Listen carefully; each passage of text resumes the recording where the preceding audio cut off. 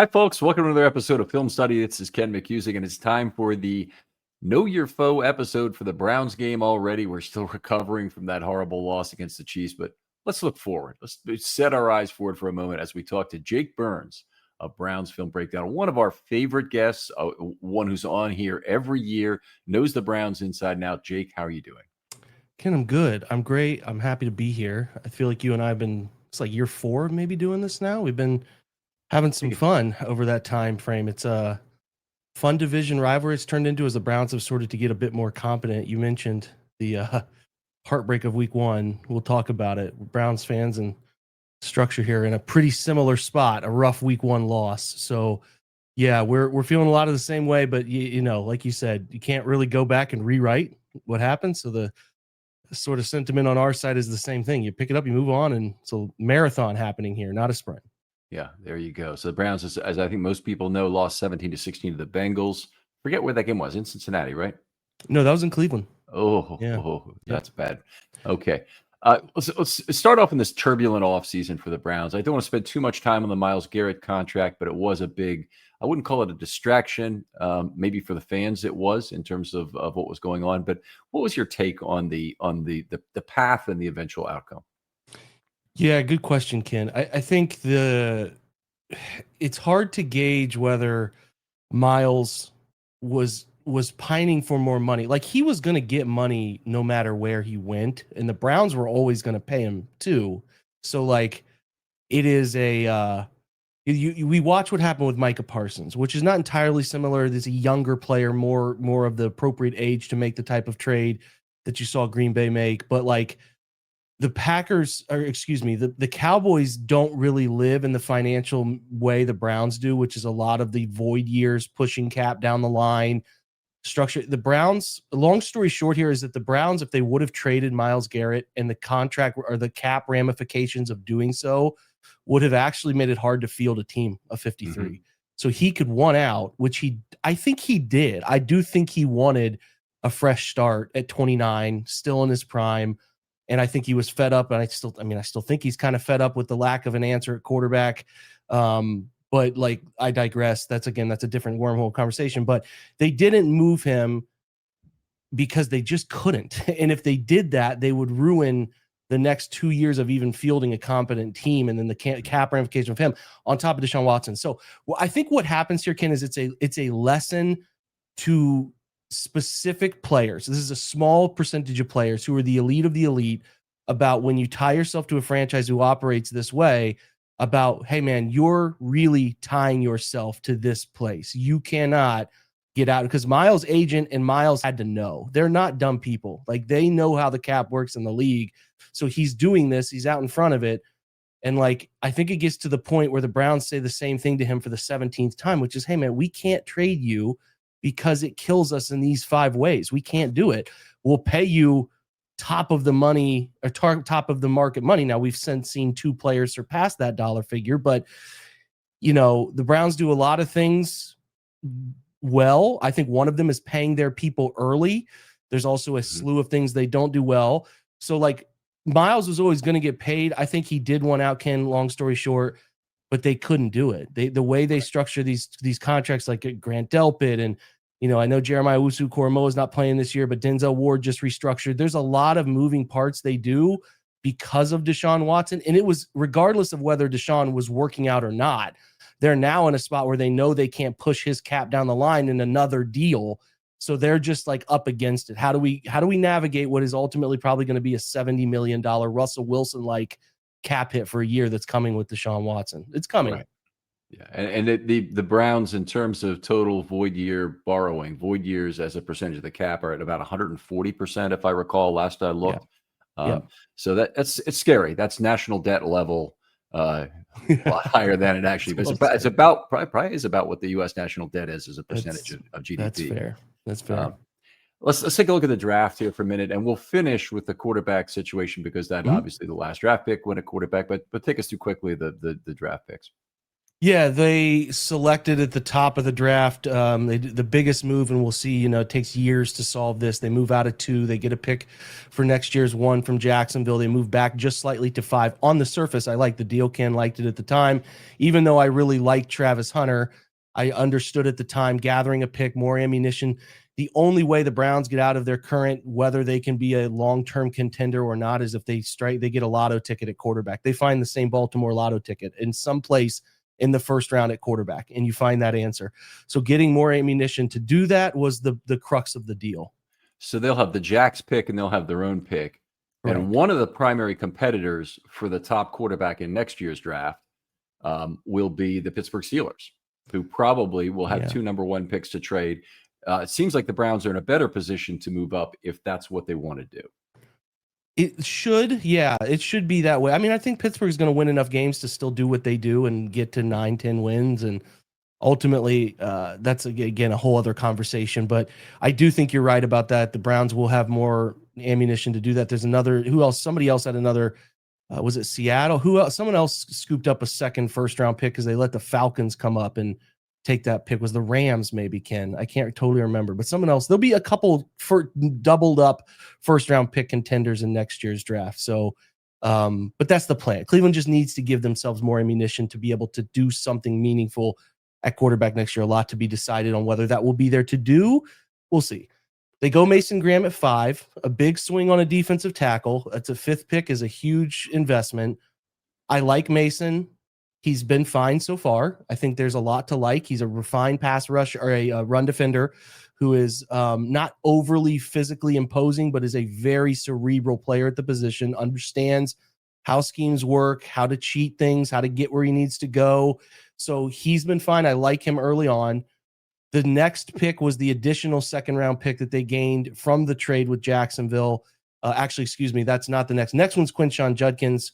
I think it's been pretty well documented what's gone on there. He seems to be closer to a resolution than ever. Case was dropped. He's meeting with the NFL today as we speak. He's not at practice today. They expect him back tomorrow. He's currently on the exempt list for guys who didn't participate in camp. So they've got like 2 weeks to navigate that. It's up in the air, Ken, if he plays this weekend, but he's obviously hyper talented. They need him. He's a fun football player, other than we'll leave all the other stuff as it is, but good football player. Then Carson Schlesinger, they took with their Jacksonville pick at the top of the 2nd, who looks really good, Ken. I mean, athletic profile, the traits from college tape are transferring the preseason. And when I was up there at camp, pretty much every open session, he's just good. He's not Luke Kuechly, but he's got the same demeanor. He's got like that stoic, film study based, quiet leadership type who's just in the right place at the right time, is hyper athletic. He's got that linebacker thick neck. Like, he just is good. He so far is really strong return on what he is. And he was really good in week 1.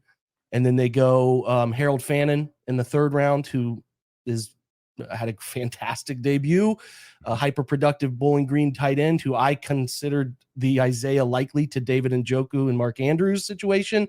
It looks to be a similar setup there. They want to use, the Browns were 50%, 12 personnel, and we can dig into those details with you a little bit here, but they want him on the field. He's their 5th guy in their personnel pack. They want your 5 best guys out there. He's their 5th guy. And I mean, he could probably claim he's the 4th guy, like totem pole wise. So he's been a nice return. They surprised folks by going double up at running back with Dylan Sampson in the 5th round. We'll come back to the 2 quarterbacks, but that's the other player they took in the class who started week 1 and had 8 catches out of the backfield for 65 yards. And, Ken, you study draft guys like I do. It's hard to gauge Tennessee prospects because that offense is so weird, that wide veer and shoot stuff that Heupel's doing at Tennessee. Browns are kind of living in that Cedric Tillman space, getting him to be a productive player. So you never know what to expect because they just don't do a ton of NFL stuff there. But it was really encouraging. A lot of motion, a lot of movement, put him in the slot a little bit here and there, made a nice catch, shoestring catch on a 3rd down. A 2nd and long. A really good debut, making people miss in space. I just want my backs to make one guy miss. If you can make one guy miss, you're doing your job, and he was doing that all day long. So nice debut for him. 2 other guys, the 2 other picks they used, Dylan Gabriel surprised a lot of people in the 3rd round, late 3rd round. I like Dylan Gabriel. I think he's got a chance to be at minimum a fine, really fine backup with a chance to be a Brock Purdy type of quarterback if things go in the right direction for him. Like, I really see the vision of anticipation with him. He sees the field way better than you would think a sub 6 foot guy sees the field. He uses the middle of the field exceptionally well. There's a lot to like from the leadership standpoint. He's a better athlete than people give him credit for. Won't play much. The hope is he doesn't play much this year at all because they got Joe, and you work through that, and you can just be patient with these guys. But there's probably a world where he is going to play late this year. And I don't know when the Browns and Ravens run into each other again, but it's certainly possible you could see him at that point. So this is a very interesting, obviously, nexus of problems here. And one of the things that drafting, by the way, kudos to the Browns for sticking to their guns and waiting to take Shedeur. But it was obviously a very good pick. I thought the Browns had the best draft in the division, even though I think the Ravens players are good. I think the Browns had a fantastic draft in terms of setting up themselves for future value with the trade with Jacksonville and with the well, I like the Mason Graham pick. I thought maybe it was a slight reach at number 5. You've hit, you've kind of hit on that, although you didn't use that word. But the Gabriel Sanders thing is the one that really surprises people. And Shannon Sharp and many others are saying, should this be a year, the Browns just hand the keys of the car to one of these rookie guys and try and figure out what they have, try and make it an on-field competition. I totally get the sentiment. It doesn't miss me. Their theory here is investing in that position continually until you find a guy, right? 49ers don't know Brock Purdy's going to work out until you put him out and it works out, right? You have Trey Lance, but you don't stop investing in that position. I know that's not a foreign concept. It's not some grand league, but the Browns are trying to do that. And they loved Gabriel in the process, the build up. They met with him. They kind of sneakily met with, I was lucky enough to talk to Will Stein, his offensive coordinator, who I just had known from long story short, he was at where Baker came out of high school in Texas. He was coaching there. So I knew him from then. He has shot through the coaching ranks and is now like a premier offensive coordinator at Oregon. So I had a good conversation with him, and he loves Dylan. They've loved him from the moment of go. And the Browns were up there. They brought everyone up to see him. No one knew it. They brought everyone there to see him. So they love him. And to your point, the Shedeur thing, they just said the value at this point is hard to pass on. It's so hard to pass on if he is what some people like to consider him to possibly be. I think, Ken, once the league ruled him out as a starter, nobody wanted to deal with the backup stuff. Yep. They didn't want to deal with it. So the Browns are one of the few teams situated to say, yes, the noise of him being a backup is difficult to navigate and tricky to navigate, but the upside swing for a place that needs an answer is worth it.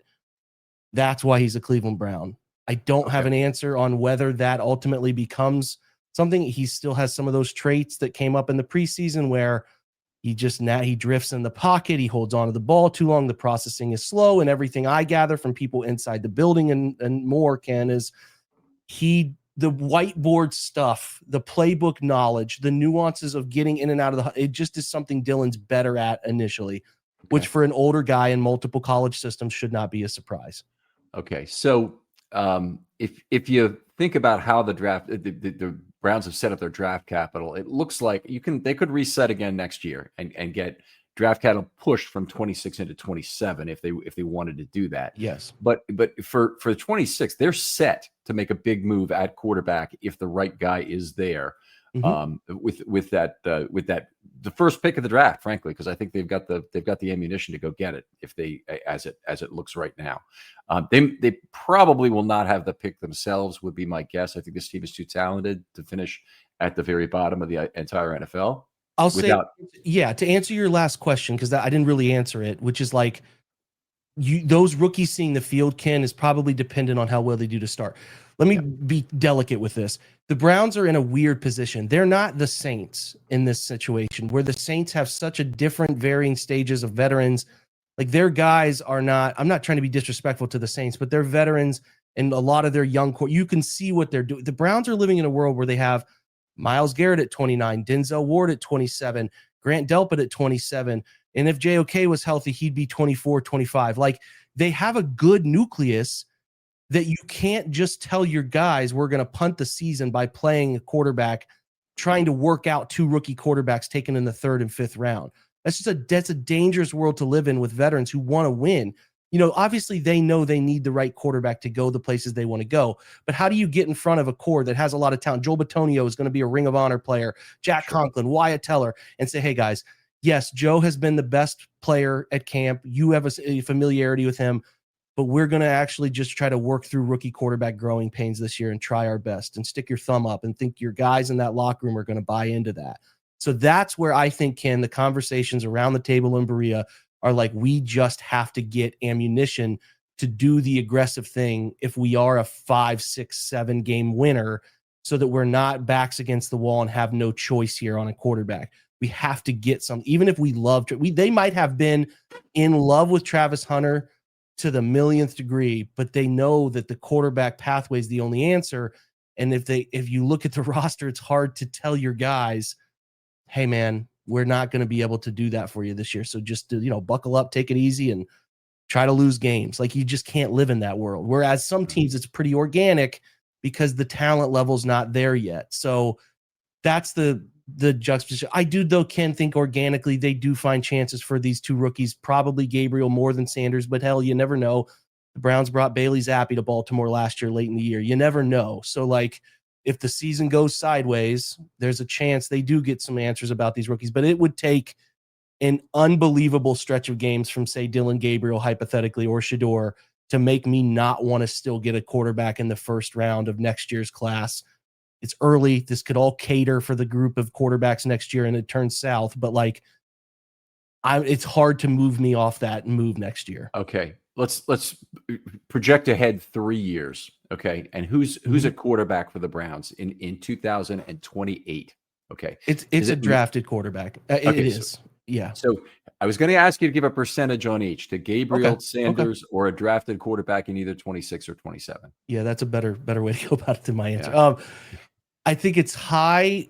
So I would say, if I'm putting 3 guys into the ring here, drafted quarterbacks probably 65%. You're probably 25% on Gabriel, and then that leaves you 10%. It's probably lower on Shador, if I'm being honest. But maybe even 5%. And then you I would say 30%. Yeah, because Gabriel, like, when you watch him do and operate what Kevin likes to operate, how he likes to play the game, the football out of the hand of the quarterback fast, like, he gets it. It's just a matter of, like, when the real bullets in regular season start flying, and, like, you got to be able to read more than, hey, they're in cover 3 and they're staying in cover 3. That's preseason, right? Instead of that, where you get a guy who's down in rob position, he's dropping back and they're playing invert 2. Can he read that when he's got that? That's the stuff to see, because the other tools, Ken, are there. It's just a matter of, like, how efficient and consistent could he be?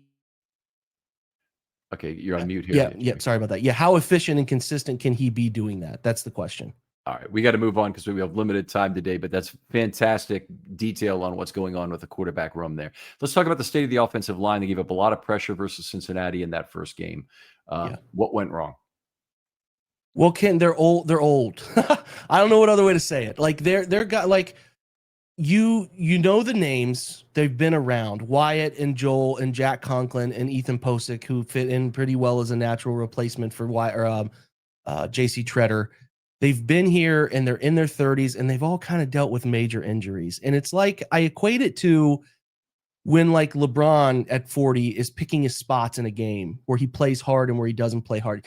You can't not play hard as an offensive line, but you know what? When you really get into that nasty mauler, rooting out double teams against defensive they just have they've got wear and tear, Ken. And I think that when you get that over time, and you ultimately know, like, hey, I remember in this situation, I turned a knee here, or somebody slung into my. You ever have one of those days where everything's off? Well, Mood can help with that. And let me tell you about Mood. It's the online cannabis brand that is changing the way we handle everything, from stress to sleepless nights, with functional gummies that are 100% federally legal cannabis. Mood launched to make cannabis affordable, accessible, and transparent, while at the same time supporting American farmers growing premium hemp on small pesticide-free farms. Their gummies are next level. Seriously, I've tried a few, and each one feels totally different. The Sleepy Time gummies, out like a light, immediately asleep. The Epic Euphoria, it's perfect when you just need a reset to feel good again. What makes them unique? Mood combines THC with herbs and adaptogens, so you get real targeted effects. You're not going to find this in your typical dispensary. And here's the best part. Mood ships discreetly to most states, offers a 100-day satisfaction guarantee, and right now you get 20% off your first order with the promo code RAVEN. Just head to mood.com. Find your perfect gummy and use the code RAVENS at checkout to save 20%. Just don't think they're going to be as good as they've been. And they'll probably have some good weeks here and there. I actually thought they did a better job handling some of the stuff that gave them fits the last 2 years, some of those twists and exchanges in the pass protection game. But like, it's just a group that's aged. They're not as physically twitchy as they used to be, not quite as core strong as they used to be. And then you have the ramifications of that. So they didn't win the line of scrimmage against the Bengals, which, you know, the Bengals have some talent there. It's not like it's not anemic or anything. I certainly think there are better defensive lines, but it's not like they're defunct of talent. I think Shamar Stewart's going to be a good player, but they won the line of scrimmage. And, you know, when you consider DeJuan Jones is the younger left tackle, has some faults in his ability to consistently hit the top of drop points and cut off the sharp corner, and is, for a guy who's 6'8", 340, is too lazy in the run game for me. I just think it's an average line, Ken. Average to sometimes below, and then they will have their games where they're above, but it's not going to ever be what it was in, say, 2022, 23 area, where they were kind of guys, less wear and tear, less serious injuries, and hungry to prove things, if that makes sense. Okay, well, sure. Let's talk about the skill position players. You mentioned Harold Fannon's great start, which was certainly part of this. What other bright spots were there on the offense? Yeah, Fannin and Sampson, which I've talked about, were good. Cedric Tillman is a third-year guy out of Tennessee. Had a really good day, Ken. I think he's like 6'2" and some, like, I think if you're trying to kind of find an athletic comp and a physical body comp, like Nico Collins comparison physically, not as refined a route runner and not as consistent catching the football, but I think that's the ceiling. He lost his first season. Again, you come into the league and you come from Tennessee and you're split out near the sideline every play. There's so much to learn. He got a chance late in his first year to get some snaps and learn, and had some moments, has a concussion, so he misses the playoff game against Houston. Next year, big role. Deshaun Watson is it's not very good, Ken. So the offense is not very good. And as a result, you don't really figure out a rhythm with receivers. He did find a really good rhythm. If you check his statistical run with Jameis Winston, and you guys saw him in Cleveland last year when you came to Cleveland, a really good game. Like, he can play. He can play. He's got a body of an X receiver, but he likes to play a little in the slot, likes to play a little Z. They move him around. And he was good in week one, created a ton of good separation against tight man coverage. The Bengals with Al Golden, their new DC, like to run man. He was really good. And I'm hoping that's a sign of what's to come with him, because they need it. So he's a guy to keep your eye on in this one. He did lose him for 6 more games with a concussion last year. So I think that's the thing that's, you know, most worrisome for him staying on the field. But he's got talent. Jerry Jeudy's not his best game in week one, but he's still talented enough to, you know, kind of consistently know where he is and find him. And the Browns will find him for some big plays here and there too. So that's really your core. They played Jerome Ford in the secondary running back, where he actually outsnapped Sampson, but he didn't come anywhere near the touches. But he's just a very average player. Good speed in the open field, but poor vision, poor contact balance, not a good pass blocker. Judkins will replace him. I don't know if that happens this week, but those are your skill guys. They do have a third receiver. I talked about it. They played 50%, 12 personnel. I don't really see why it goes down a ton, Ken, to be honest. They played a ton of that when Kevin first got to Cleveland in 20 and 21, when they had Austin Hooper and Njoku. But they've gone away from it, like the third most 11 personnel last year in the league. So they're going to go way back into the world Kevin's comfortable in, playing 12 personnel. They'll play Fannin a ton with Njoku. And then when they bring another guy on the field, they like Jamari Thrash, who's a second-year player out of Louisville, mid-round receiver, who had a nice camp, only had 1 catch in the game, just because by virtue of they didn't use that role very often. And then they have another young man they took in the UDFA market, which was pretty publicly out there, Isaiah Bond. They're going to try to use him vertically and let him try to lift the lid off defenses a little bit too. So those are your skill guys collectively.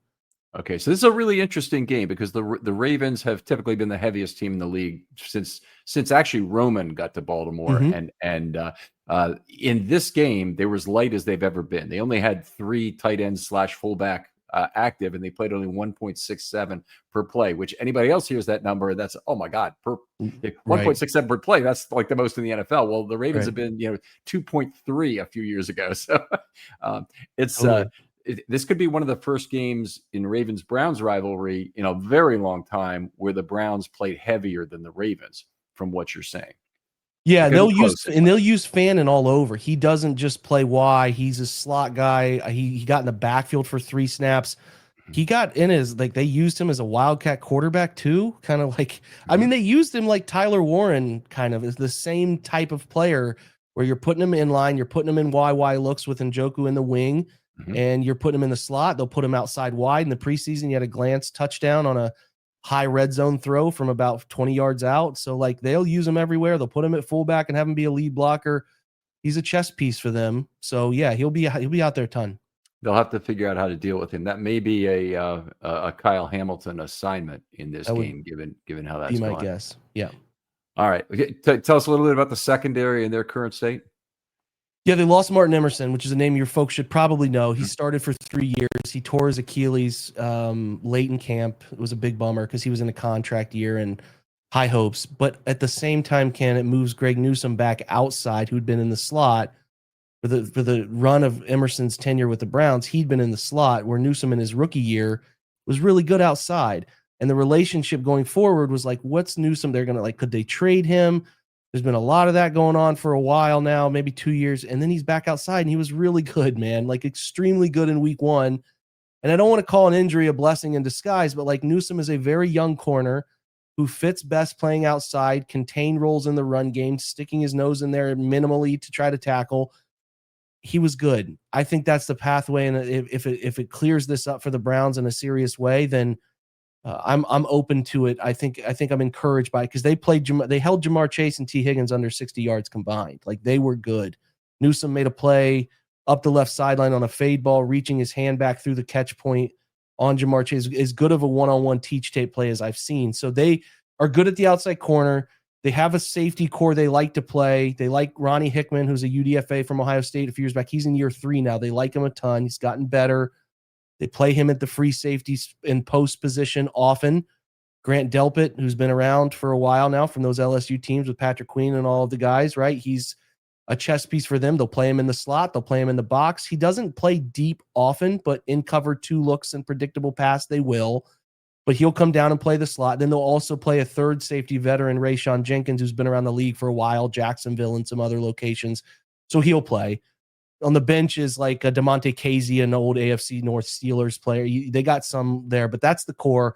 When they do want to bring in a nickel, which was not a true cornerback nickel, did not happen very often. I think it's a place of weakness.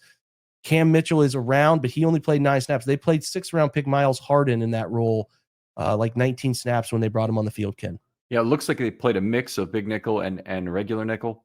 I think they want to live in big nickel because they don't trust their corners to do it often. So that's my hunch. Okay, interesting matchup option there for the Ravens. Need to hit on the kicker for a minute. I'm going to leave alone the run defense. We talked about Schlesinger and Graham a little bit in terms of what they produced. Schlesinger had a terrific PFF grade, I saw. Besides that, I don't know really how he performed in week 1. But the kicker situation, obviously, they missed a very big kick this last week. Yeah, so they had Dustin Hopkins, who they traded for 2 years ago, who was really good in his first year in Cleveland, lights out. If I recall, they won a walk-off in Baltimore with him as their kicker, kicking a late win. Like, he was good. He was exactly what you hope for when you make a choice to give up draft capital for a kicker. And then something happened in year 2. He dealt with some lower body injuries late in 23. I don't know if that carried into 24 to mess him, but it was bad. He was really rough in 24. They stuck it out because they had a cap hit tied to him because they gave him an extension, and they ended up cutting him this preseason because it just wasn't there. And they ended up eating like $2.5 million to do it. They bring in this Andre Schmidt, a kid out of Syracuse in his college career, kicked a little in the UFL.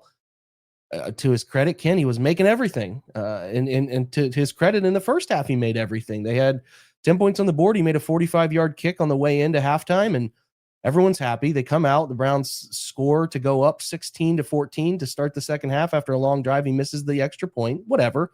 Kickers miss extra points in the modern NFL. And then just something happened, which is inside that stadium in Cleveland. These kickers get this feeling. I don't know how to describe it other than it just happens there. And they get a chance to kick a 36-yarder, a very short one from the right hash to take the lead with 2 minutes left, and he pushes it right. So, yeah, he's young. People want to cut him. I get it. You got to give a guy a few weeks to try to figure this out. But it's uneven. Ken, the biggest thing about Browns kicking, I think people don't understand, is there's this quarterback jersey that's very popular. They haven't had a quarterback. There's an extensive kicker list since Phil Dawson has left. They didn't re-sign Phil Dawson for the 2008 season. He's the best kicker in Browns history before or after the move. And they made that choice, unpopular at the time, and since then they've had like 16 kickers come in and out of the organization. They can't solve it. That's like the quarterback jersey, obviously, you're referring to in terms 100%. of that. So I grew up. Don Cockcroft was the kicker, and he was pretty good way back then. He had terrific range. Very good. Single bar. Right. Love that. There you go. Yeah. A lot of kickers did it back then. They were that way. Okay, well, let's do what we always do. And actually, before we do this, I want to ask a question that I hesitate to answer, but I know we have a good relationship, and I don't want this to be a black mark on things. But there's a lot of crap on social media going on right now about the Browns fans and some other media stirring up difficulty over the Ravens having their 30th year celebration at home in the opener against the Browns. Mm-hmm. Your feelings on that? Should they have moved it? Well, what I heard today, I'm not an emotional fan, so I'm probably the wrong person to ask this question to, because, for what you and I do, we just can't live in that world, or you start to get in a dangerous analytical place. But yeah, I grew up a Browns fan. I was too young to know the move. I was 6 years old when they left in 95. So I knew it. My dad and grandpa were heartbroken, but it didn't impact me in that way. So I've only really known the Browns since 99. So that's a deeper discussion you and I could probably spend an hour on, but I get why people are bothered. What I understand is that the Ravens said they were doing this for the opener, no matter who they played. I believe that to be the case. And I think people don't understand the logistical difficulties of doing such a thing, where you want to bring in players, you want to bring in a bunch of folks, you want to bring in celebrations, you want to bring in sponsors, you want to bring in a whole slew of things that takes a year probably to plan. And when your home dates are. I think the thing that disappoints me, Ken, is that the NFL couldn't do it. They knew this. The NFL knew this and couldn't help them out. I don't think that the Ravens organization is being nefarious here. Does it look that way to people who want to be lazy and yell? Sure, I get it. And I'm sure that the folks in Baltimore, if you had a chance to talk with the higher ups making these choices, the VP, whoever, they're like, yeah, this isn't great. But there's just like with anything that you and I discussed, the nuance of it is something that people never want to try to understand. In doing the logistical challenges of hey, we're going to bring in 30 franchise legends, and we got to get them hotel rooms, and we got to do this, we got to do that, we got to have this parade here. It's a lot, and you set it up to do it when you know the weather's going to be best, home game of the first of the year. The thing I think that I would say is and I'm not saying this accusatorily, but did the Ravens say to the NFL, hey, can we really make sure the Browns aren't our first opponent here? I don't know. They may have gone up to the NFL office with a banner and done that. I don't know. But I do wish that the NFL could have worked a way to have anybody else be the opener for you guys. Yeah, Sashi Brown is the president of the Ravens right now. He understands the delicacy of this situation. I would be shocked if the Ravens did not approach the NFL about this before scheduling and didn't think of the possibility of this occurring, because it's a 1 in 8, 1 in 8 chance, 1 in 9 chance. I guess they have 9 home games, right? Yeah. So I have a hard time believing it. Anyway, I'm always glad to talk to people from any of the opposing AFC North cities who aren't madmen, basically about what's going on. And it's I appreciate having that discussion with you. Yeah, briefly, likewise. Let's talk about the best 2 players in terms of one offense and one on defense who match up against the Ravens well. Well, the offense, it probably is just an underlying thing, because you're talking about the massive amount of noise around that whole drama of the celebration. It's the Joe Flacco's coming home, and I didn't know this until interviews today. He hasn't been back there, period, since he left. So it is going to be, all the funny Stavros videos and all these things that come out. He loved Baltimore. He loved it there, and he talked about it today. And I do think it's going to be just cool. I mean, listen, I think Joe matches up well. I'm not saying, like, I guess it is. Like, I think Joe will present them with some challenges because of how quickly, decisively he operates at that position. And I think he fits. The thing that people don't get is when he came back, is like him and Kevin Stefanski kind of share a brain for that position, man. They really look at football the same way. And when he went to Indy, like the fit for him inside of what Shane Steichen does couldn't be any less appealing to me. I never understood that. So there's a perception that Joe can't really do it anymore. He can. He's still doing it. So I do think how he handles the Baltimore defense and what they try to do to mess with him, knowing him as well as anybody, will be very fascinating to me. A huge plot line that I can't wait to watch. And I also just like, again, I'm not rooted in hatred. I just like, watching him go back to a place he loved to play and the history that's there and all that will be cool. Because I didn't know that since 2018 he left. In 19 he left? He hasn't been back. So right, 19 after the 18th season. Yeah. So that's an interesting thing to watch. And again, he'll dictate how far the Browns go. I still don't think they'll run it efficiently, Ken. So if Joe has a good game, the Browns have a chance. If he doesn't, then the line at 11.5, 10.5, whatever it is, makes plenty of sense. So that's the offensive side. Defensively, you could always say Miles every week, but they have a young guy on the other side they like, Isaiah McGuire, who is a fascinating young player, a fifth rounder out of Missouri, really long and powerful, and coming into his own athletically and starting to put together some efforts across Miles that really accentuate how Miles creates pressure. He has a knack for understanding Miles' high side pressure and how quarterbacks react to it. And he plays the run game really well, condenses his side, closes things down, can take on pull blockers. So keep an eye. Where's number 57? He'll play a decent number of snaps, and I think he'll match up well. I mean, I think we've talked about other marquee players on both sides that'll be of interest to your folks, but that's a name your folks probably don't know, but that's a guy the Browns are like year 3 here for him inside of a 5th round pick. There's an extension to be done there. Like, that's how good he's been and how good they think he's going to continue to be. So Isaiah had a sack and he had 5 pressures alongside Miles in week 1. Did a really nice job against Amarius Mims, the Cincinnati, Georgia product, 1st round pick. So yeah, keep your eye on him. It'll be an interesting matchup.